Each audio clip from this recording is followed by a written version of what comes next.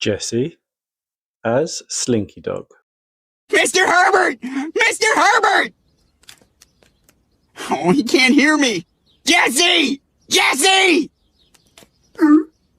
Jesse, what is it, boy? Chris! Chris, what happened? You were right, Mr. Herbert. Franz is a Nazi, and he's keeping us prisoner down here. Get help! Oh, and if you see Meg, tell her Thunder Thighs are on the move, Thunder Thighs are loose. You know, I gotta say, Chris, all my life I wanted to see you locked in a basement, but now that it's happened, all I want to do is get you out. Don't you worry. I'll be back with help. You want me to write that Thunder Thighs thing down for you? Yeah, he's not gonna do it.